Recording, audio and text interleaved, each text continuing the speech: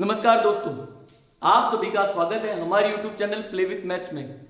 जैसा कि मैंने आपको कहा था कि जब एग्जाम हुआ था तब मेरा एक वीडियो आया था 3 फरवरी को कि मैं लैब असिस्टेंट की जो एक्सपेक्टेड कट ऑफ है वो 2 दिन बाद या 3 दिन बाद एक वीडियो बनाऊंगा। तो उसी के लिए आज मैंने अपना वीडियो कंप्लीट कर लिया है, उसे ही मैं आगे कंटिन्यू कर रहा हूं।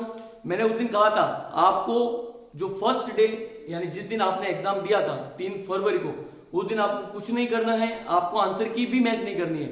फिर आपको कहा था कि जो आंसर की आएंगी मैंने आपको कैसे काउंटिंग करनी है उसका भी प्रोसेस बताया था। मैंने आपको कहा था कि आपको जो बड़ी बड़ी कोचिंग सेंटर्स हैं उनकी जो आंसर की आती है उसको फॉलो करना है, ठीक है। तो उम्मीद है आपने वो वीडियो देखा होगा, ठीक है। उसके हिसाब से अब आपने अपने मार्क्स काउंट कर लिए होंगे, ठीक है। अब मैं आपको एक्सपेक्टेड कट ऑफ बताऊंगा। देखिए ये मैं अपने हिसाब से बता रहा हूं, ठीक है। तो पहले तो आप ध्यान रखना, ऐसा ही नहीं है कि मैंने जो लिख दिया वही होगा।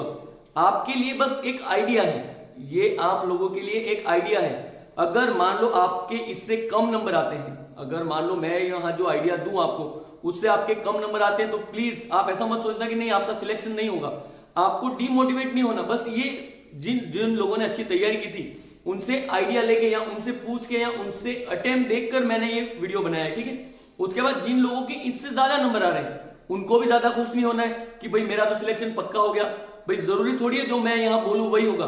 ये मैं अभी बता रहा हूँ, एक आइडिया है। इससे कट ऑफ ज्यादा भी जा सकती है, कट ऑफ कम भी जा सकती है। बट जिन लोगों ने अच्छी तैयारी की थी या जो मैंने पेपर को रिव्यू किया उसके हिसाब से मैं ये आपको कट ऑफ बता रहा हूँ, ठीक है।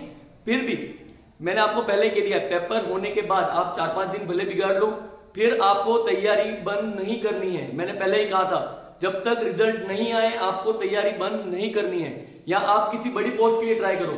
इससे बड़ी पोस्ट के बारे में मैंने पहले ही आपको बता दिया, कनिष्ठ वैज्ञानिक सहायक और इन्वेस्टिगेटर। इन्वेस्टिगेटर में मैथ्स वाले एलिजिबल हैं और कनिष्ठ वैज्ञानिक सहायक में ज्यादातर बायोलॉजी वालों का है। यानी दोनों सेक्टर को कहीं ना कहीं फायदा है। आपके पास एक ऑलरेडी वैकेंसी है, तो प्लीज आप उसकी तैयारी करो, आपको टाइम नहीं बिगाड़ना है।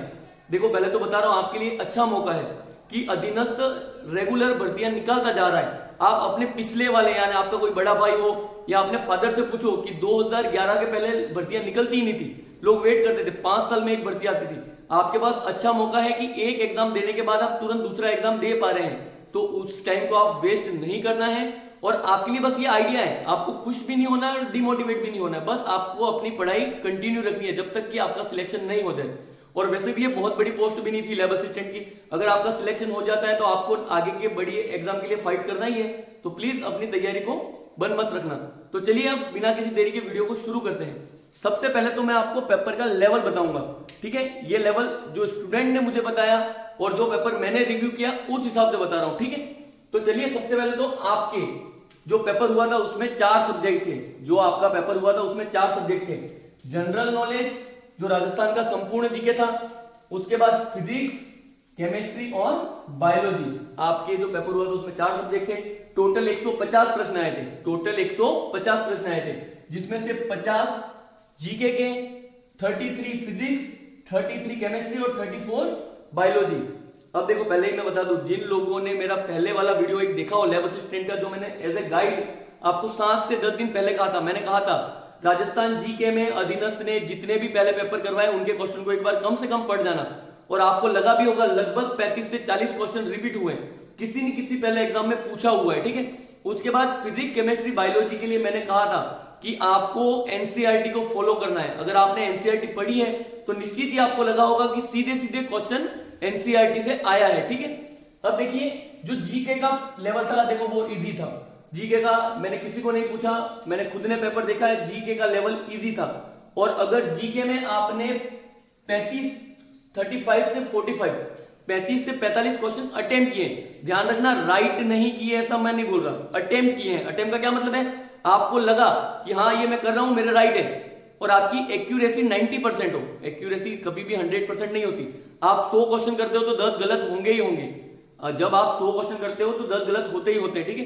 तो एक्यूरेसी 85 to 90% के हिसाब से अगर आप जीके में 35 से 45 क्वेश्चन करते हो तो आपने बहुत ही अच्छा अटेम्प्ट किया है। राइट कितने हुए ये नहीं पूछ रहा अभी, ठीक है।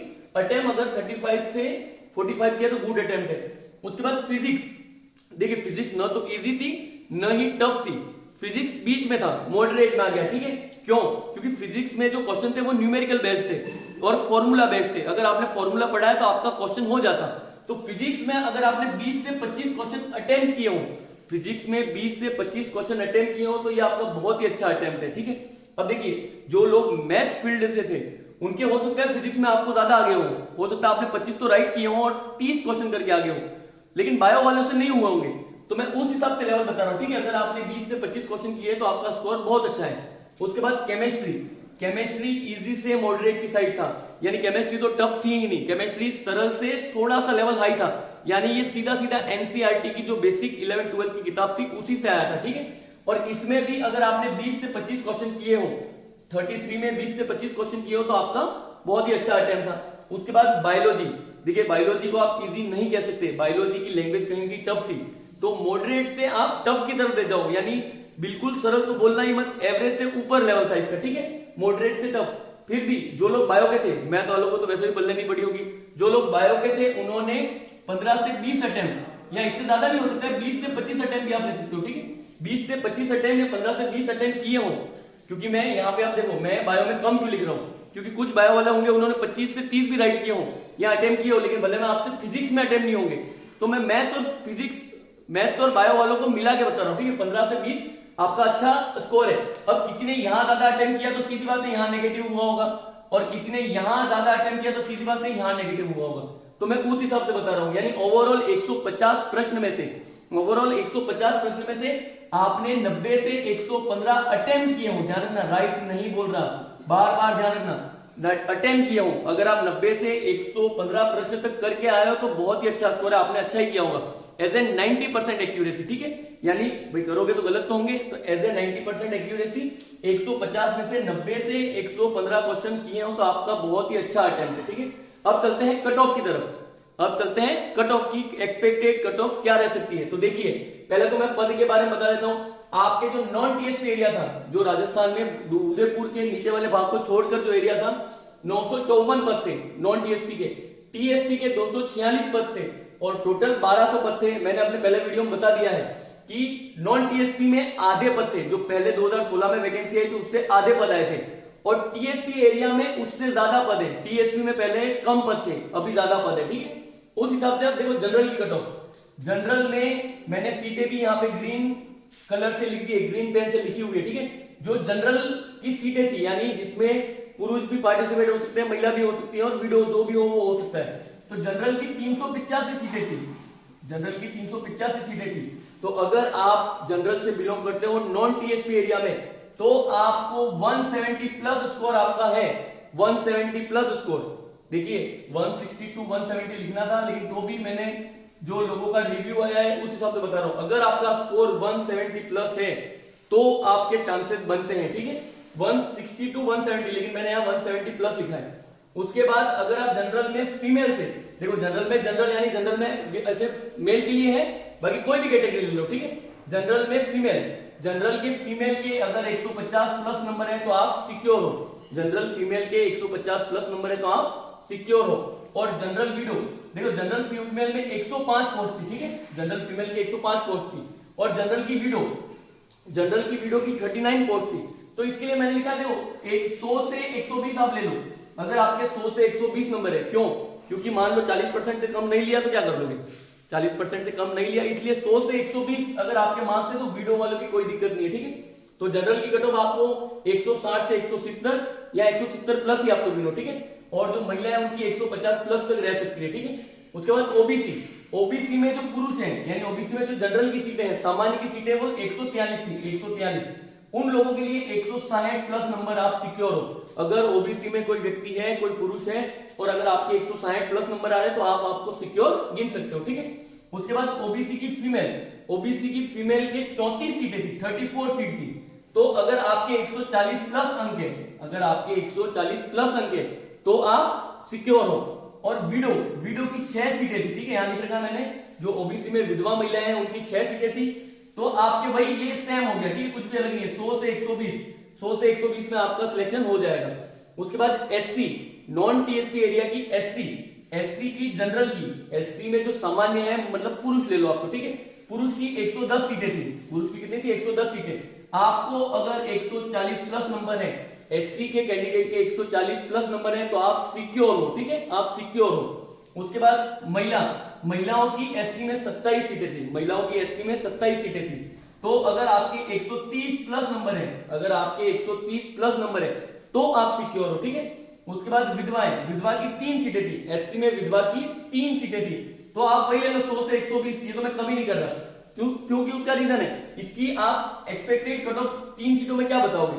3 सीटों में कोई पढ़ने वाला होगा तो सीधी बात है 3 लोग आराम से मिल जाएंगे, इसलिए, ठीक है।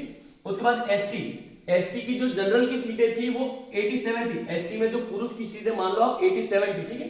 उसमें एसटी के भी आपके अगर 140 प्लस नंबर है तो आप सिक्योर हो, 140 प्लस नंबर है तो आप सिक्योर हो, ठीक है। उसके बाद एसटी की फीमेल के लिए 130 प्लस, 120 से 130 आप ले लो, ठीक है, 120 से 130 ले लो। ये तो थी cut off non TSP area की। देखो मैंने पीएच की नहीं बताई, एक्स सर्विसमैन की नहीं बताई, क्योंकि देखो इनके लोगों को पूछ भी नहीं सकते और बता भी नहीं सकते, ठीक है। तो मैंने उनकी कट ऑफ नहीं बताई, मैंने ये ऊपर का व्यू दिया है। अब जिन लोगों को 2016 की कट ऑफ जाननी है तो मैंने एक लैब असिस्टेंट का वीडियो पहले बना रखा है, जिसका लिंक आपको नीचे मिल जाएगा, जिसमें मैंने एग्जाम के बारे में टिप्स भी दिए थे और उसके साथ कट ऑफ भी बताई थी। और उस टाइम तो कट ऑफ बहुत ही कम रही थी, तो आप वहां से पहले वाली कट ऑफ देख सकते हो, ठीक है। 2016 की कट ऑफ मैं यहाँ नहीं बता रहा। अब चलते हैं टीएसपी एरिया की तरफ। टीएसपी एरिया की कट ऑफ क्या जा सकती है, ठीक है। तो टीएसपी एरिया में जो जनरल है, टीएसपी एरिया के जनरल में जो पुरुष की सीटें हैं वो 90 सीटें हैं, पहले से 18 सीटें ज्यादा हैं, पुरुष की सीटें एक बार ज्यादा हैं, ठीक है। और मैं लोगों से पूछ के जो मार्क्स है उस हिसाब से टीएसपी में भी कोई कट ऑफ कम नहीं जाएगी। जो लोग 140 प्लस नंबर ला रहे हैं, जो लोग 140 प्लस नंबर ला रहे हैं टीएसपी में, तो ही आप सिक्योर हो, ठीक है। टीएसपी में ओबीसी जनरल एक ही बात है, इसलिए जिन लोगों के 140 प्लस नंबर है आप अपने आप को सिक्योर गिन सकते हो। टीएसपी में महिलाओं के लिए 125 प्लस नंबर, टीएसपी में महिलाओं के लिए 125 प्लस नंबर, ठीक है। और टीएसपी में विधवाओं के लिए 80, 70, 80 प्लस नंबर आप ले सकते हो, ठीक है। मैंने जीके कोई गिना है उसलिए। तो टीएसपी में जो विधवाएं हैं वो आप अगर 70, 80 नंबर भी ला रहे हो तो आपका सिलेक्शन हो जाएगा, ठीक है। तो टीएसपी में जनरल की 140 प्लस, टीएसपी में पूर्व महिलाओं की 125 प्लस, और टीएसपी में विडो की 50, 60, 70, 80 बहुत ही कम जाएगी। उसके बाद टीएसपी के एसटी में पुरुषों की 79 सीटें थी, सामान्य की 79 सीटें थी, ठीक है, लगभग थोड़ी सी कम थी जनरल से। आपके अगर 110 से 120 नंबर है, अगर आपके 110 से 120 नंबर है और आप टीएसपी में एसटी कास्ट से बिलोंग करते तो आपका सिलेक्शन हो जाएगा, ठीक है, आप निश्चिंत रहिए। उसके बाद महिलाओं की 21 सीटें थी।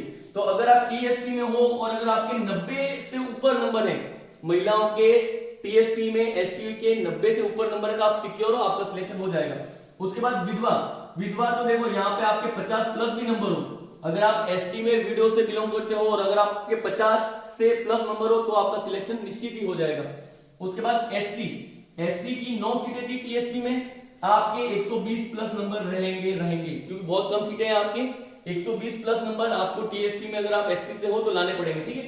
उसके बाद फीमेल की मात्र 1 सीट थी और आपको 110 प्लस नंबर होंगे तो आप सिक्योर हो, ठीक है। मैंने एक बार कट ऑफ दे दी है, आप एक बार देख सकते हो, स्क्रीनशॉट लेके भी चेक कर लेना। ये मैंने कट ऑफ अपने हिसाब से बताई है, कुछ स्टूडेंट जिनकी बहुत ही अच्छी तैयारी थी उनसे पूछ के बताई है। उम्मीद है आपके लिए ये वीडियो बहुत ही हेल्पफुल होगा। देखिए मैं बिल्कुल नहीं कहूंगा मेरे चैनल को सब्सक्राइब करिए, लाइक करिए, कुछ भी नहीं कहूंगा, बट आपको एक रिक्वेस्ट है, अगर आपने भी एग्जाम दिया है, आपने भी तैयारी की है और अगर आपके नंबर इसके हिसाब से नहीं आ रहे या आपकी इससे भी ज्यादा आ रहे हो, कैसे भी हो, ना तो आपको खुश होना है ना ही दुखी होना है, अपना टाइम बिगाड़े बिना आप नेक्स्ट गवर्नमेंट जॉब की तैयारी करो। हो सकता है आपके लिए कोई अच्छी जॉब आपका इंतजार कर रही हो, तो प्लीज आपसे रिक्वेस्ट है अपना टाइम नहीं बिगाड़े। अब तो सरकार बेरोजगारी भत्ता भी दे रही है, उसका यूज सही काम में करें। आप अच्छी से अच्छी कोचिंग ले, सेल्फ स्टडी करते तो अच्छी से अच्छी किताबें खरीदें, अच्छी से अच्छी लाइब्रेरी ज्वाइन करें, कुछ भी करें, लेकिन आप पढ़ना बिल्कुल बंद नहीं करें। आप तैयारी कंटिन्यू रखें जब तक कि इसका रिजल्ट नहीं आ जाता, ठीक है। उम्मीद है आपको वीडियो अच्छा लगा होगा, अगर अच्छा लगा है तो प्लीज उसे शेयर करें। आज के लिए इतना ही, धन्यवाद।